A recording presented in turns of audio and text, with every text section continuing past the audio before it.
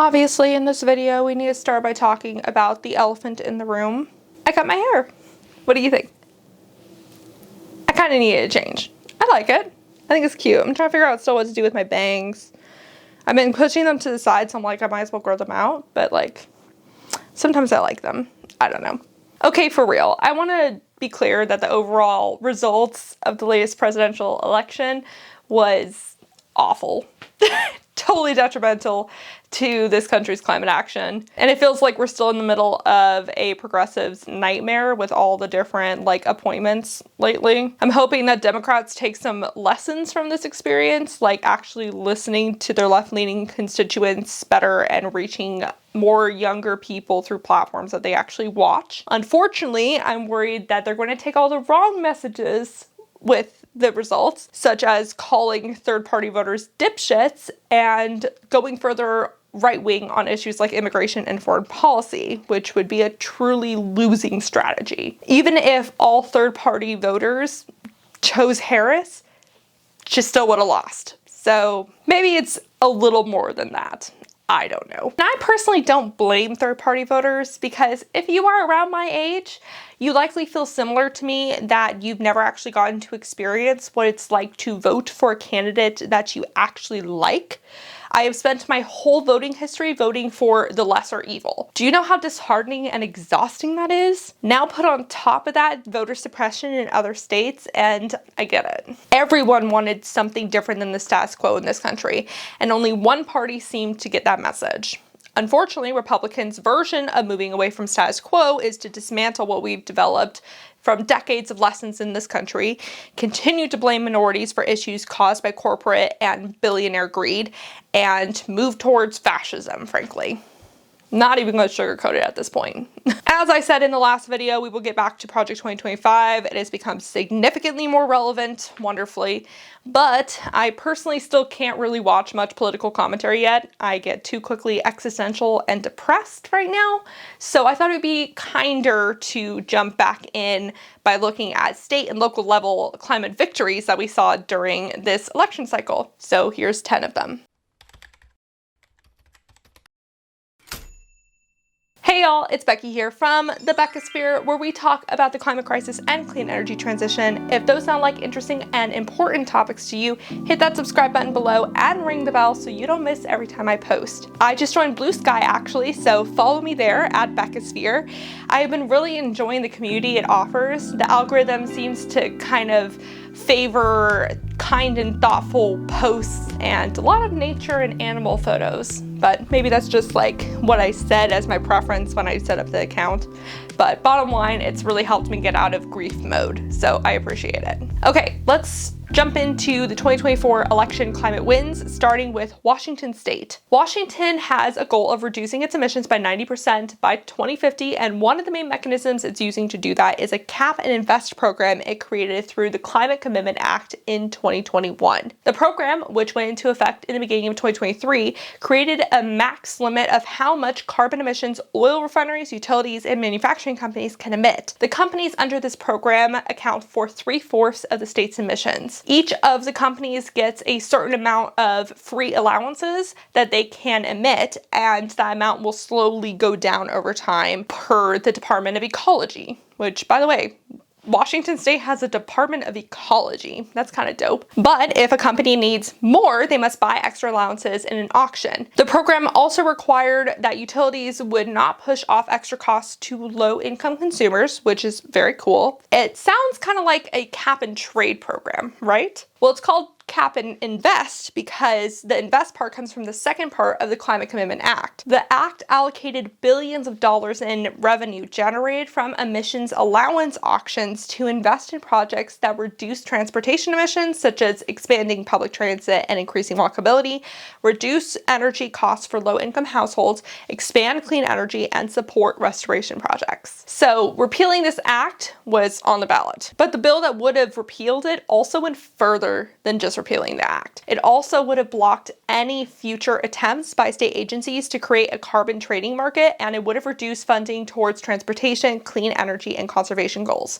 So, huge step back. The repeal effort was backed by a political action committee called Let's Go Washington, led by hedge fund manager Brian Hayward and Republican State Representative Jim Walsh. But Washington Governor Jay Inslee and more than 575 organizations and tribal nations opposed repealing the law. In the end, more than 60% of Washingtonians opposed the repeal in a huge win for the climate.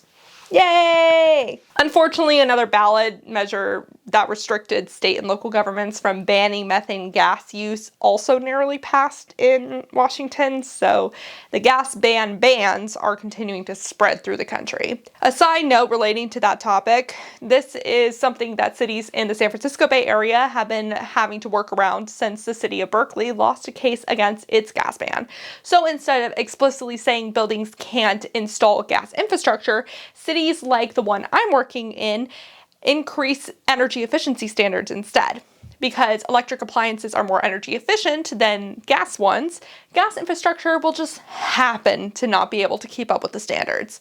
I also wonder if another possible workaround could be focusing on air pollution reduction, since studies show that burning gas inside is as bad for children's lungs as living with a smoker. What do you think about these workarounds? Speaking of the Bay Area, let's now look at California for the next climate win. Californians approved a $10 billion bond to protect infrastructure and drinking water supplies from worsening extreme weather events like wildfires, storm surges, and floods. We're experiencing some of those right now with the bomb cyclone. So is Washington. Yikes. While we will have to over time pay this bond back, every dollar spent on climate preparedness saves $6 in disaster relief, according to the Federal Emergency Management Agency, or FEMA. Let me repeat that because that's actually a really good statistic to put in your back pocket for when you're talking to people about climate resiliency funding. Every dollar spent on climate preparedness saves $6 in disaster relief.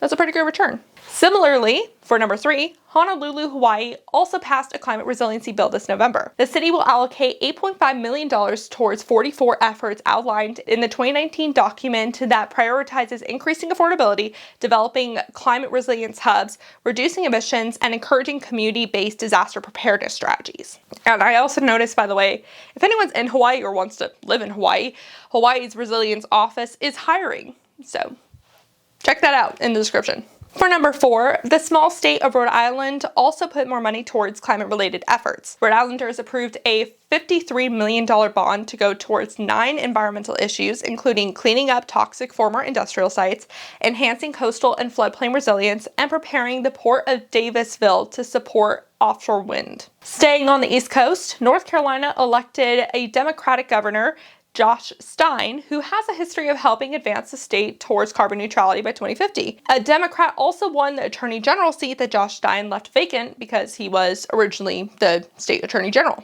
A little further inland, Nashville, Tennessee approved a measure that'll increase sales tax to provide more than $3 billion towards public transit and increasing the city's walkability. I love that for them. Good job, country singers. Let's move over to the Gulf Coast now and look at Louisiana. Well, unfortunately, their Utilities Commission will still be overwhelmingly controlled by fossil fuel sympathizers. That, unfortunately, was a huge loss for this election because a lot of utility commissions either became or continued to be fossil fuel sympathizing, aka Republican run. So I would not put those two together, fossil fuel sympathizing and Republican, if they didn't always go together. Like, give me more examples to show that they are not the same thing, and I will stop doing that.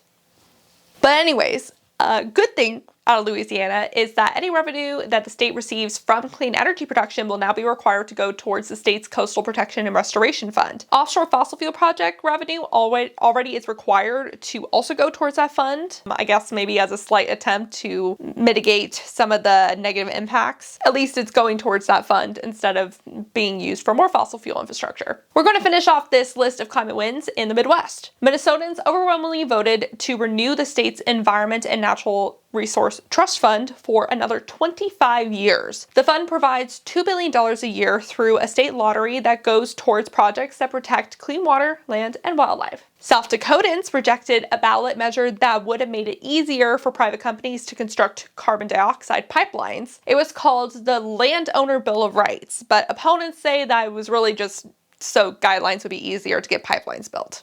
And finally, Ann Arbor, Michigan approved a measure to create a city-run sustainable energy utility company. I feel like this option is becoming really popular, which is great. keep it going. Fun fact, San Mateo County here in the Bay Area has also created a publicly owned utility company called Peninsula Clean Energy. They did that a few years back. As the name suggests, it provides 100% clean energy to the county, which instantly dropped the energy sector's emissions. So those are some of the climate wins to be thankful for amid an otherwise detrimental election cycle. Which one was the most exciting for you to hear? Did I miss any other ones? Let me know all those things in the comment section below. It's important to remember that despite things being kind of bleak, there are people working every day to push us towards lowering our emissions, including moi. As several other climate YouTubers have already expressed, the clean energy transition cannot be stopped at this point. Clean energy is the cheapest form of energy generation in the world and is hugely important to reduce air and water pollution for folks. While the US is the world's largest historical emitter and a huge piece of the puzzle, slowing down our emissions reduction process does not mean that everyone else in the world will stop. And also, I wish some of the Republican states good luck in reducing the Inflation Reduction Act pieces, because a lot of the clean energy production is located in red states and a lot of their constituents like it. So let's all take a deep breath, do what we need to do for some self-care, because can't take care of the planet if you can't take care of yourself, and continue to grow our beautiful community of climate active folks. Thank you for being a part of the Beckosphere. Please feel free to share this video to increase the Beckosphere's reach. Yeah. It's now time for a fun fact about Rue. Rue was a bat this year for Halloween. I was a black cat. He tolerated his costume, but he looks so cute, doesn't he? He kind of looks like Toothless from How to Train Your Dragon.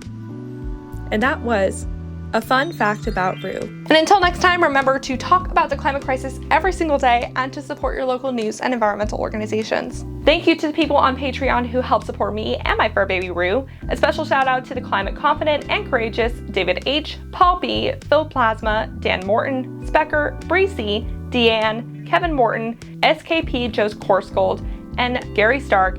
I greatly appreciate your support of $5 or more. If you would like to support the work I do, please check out the Patreon and buy me a coffee, links in the description below for reoccurring or one-time payments. Bye for now.